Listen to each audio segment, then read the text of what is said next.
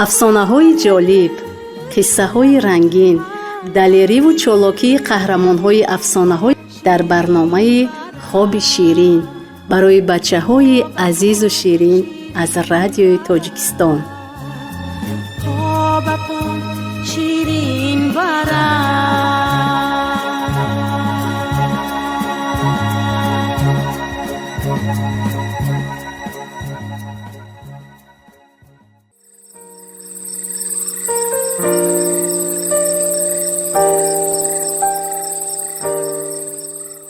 салом асалакони бибӣ. ана боз вақти афсонахонӣ расид. имшаб ман бароятон як афсонаи аҷоибу ғароиби ҳасанакро мехонам. ҳасанак ҷавоне буд аҷоиб ва одати аҷибе дошт. ӯ шаҳр ба шаҳр мегашту деҳ ба деҳ ба ҷуз сайру тамошову дидани оламу одам ормоне надошт. рӯзе хурҷин дар китфу кор дар миён, деҳу саҳрову кӯҳу кӯтал тай карда ба шаҳре расид ки ҳоле дошт хароб. ҳар ҷо мурда диду ҳавлиҳои холиву хонаҳои бекас. дар чанголи гуруснагиву қаҳтӣ азоби сахте доштанд мардум. ҳайрон буданду ҳаросон. аз ту ҳаракату аз ман баракат гуфтааст парвардигори олам. ҳамин фикрро кард ҳасанаку ба сӯи кӯҳ раҳ пеш гирифт. бешазор буд кӯ. аз хурҷинаш банду табарашро бароварду ҳезум тайёр карда баста, як банди калони ҳезумро пуштора карда ба бозор оварда фурӯхту ба худаш мувофиқ гӯшту равғану пиёзу сабзӣ харида ба як ҳавлии бесоҳиби вайрон даромада, ҷӯянда, ёбанда, ин сӯ он сӯро кофта, дегу табақу кафгир ёфта, дар тараддуди пухту пас шуд. подшоҳи мамлакат, ки мардумро дар ҳоли табоҳе дида мехост бидонад ки онҳо чӣ мегӯянду чӣ фикру зикре доранд, либоси фақирона пӯшида кӯча ба кӯча мегашт.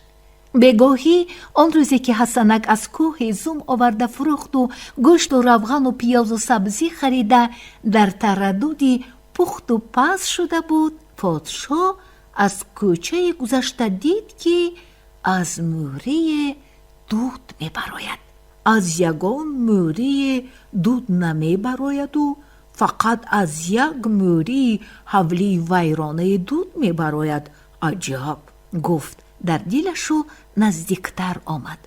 наздиктар омада дид ки бӯи палав ба димоғаш зад. ба ҳавлӣ даромад. ҷавони танҳоеро дид ки назди оташтон нишаста ба таги дег рӯи оташи фурӯзон якта якта ҳезум мепартофт. подшоҳ сурфид. ҷавон сар бардошта марди камбағалнамоеро дид. марҳамат, марҳамат, биёянд меҳмон шаванд, гуфт.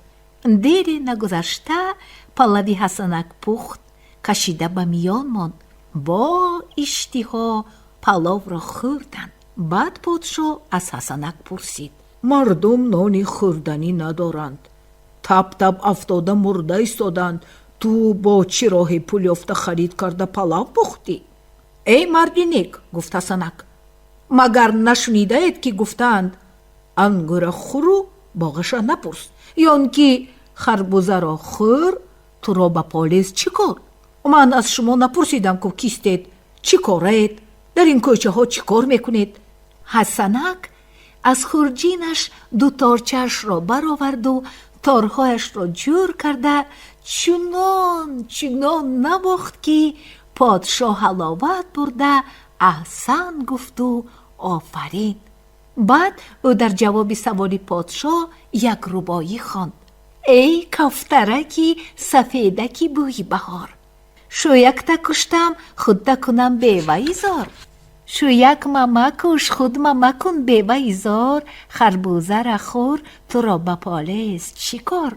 подшоҳ фикр кард. маълум мешавад ки ҳунарпеша аст ин ҷавон. аз музди навохтанҳову сароиданҳояш рӯз мегузаронад. лекин боз фикр кард подшоҳ, мусалмонӣ дар шикамсерӣ мегӯяд, ба гӯши гӯшнагони зори як бурда нон на суруд мефораду на мусиқӣ, балки форад ҳам онҳо чӣ доранд ки нисори марди ҳунар мекунанд. ин ҷавон бояд савдогар бошад, вале доругираш на ба савдогар монанд асту на ба косиб. роҳзан аст ё дӯст? оре роҳзан, дӯст ё кисабур аст? муқаррар мекунаму ба зиндон меандозам. хаскаму ҷаҳонпок, бигзор мардум донанд ки ман подшоҳашон мамлакатро аз ҷинояткорон тоза карда гаштаам. подшоҳ ҳасанакро саволборон кард. кисти? чӣ кораи? чӣ ҳунаре дорӣ? ва ғайра ва монанди инҳо.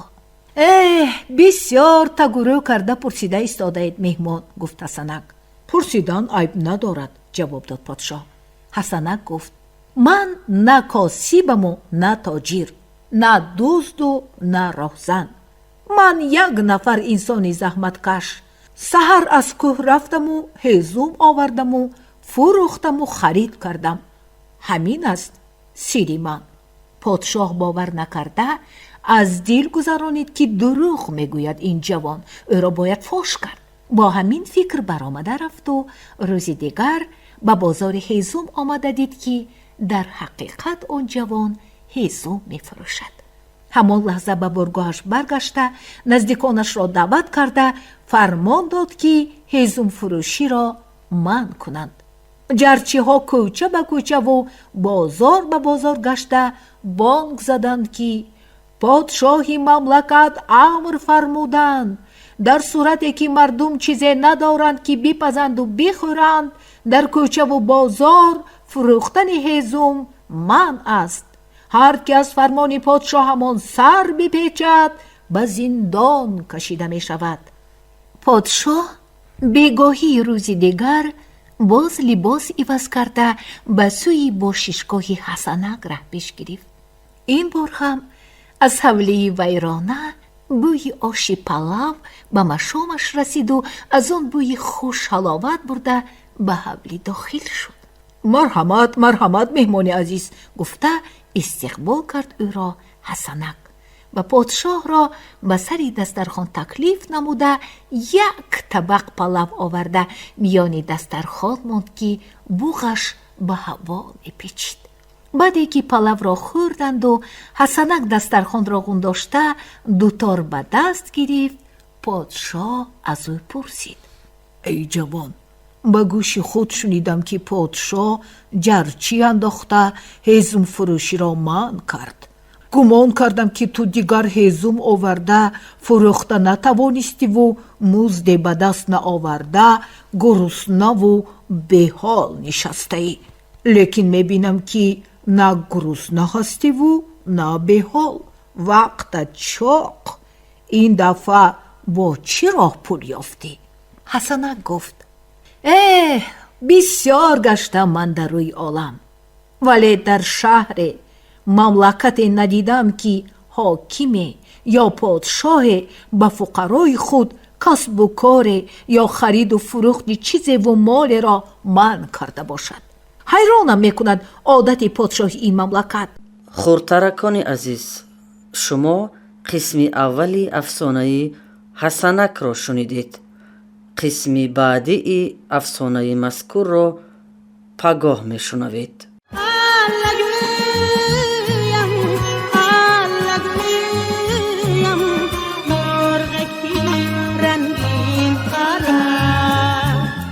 афсонаҳои ҷолиб, қиссаҳои рангин, далериву чолокии қаҳрамонҳои афсонаҳо дар барномаи хоби ширин барои бачаҳои азизу ширин аз радиои Тоҷикистон.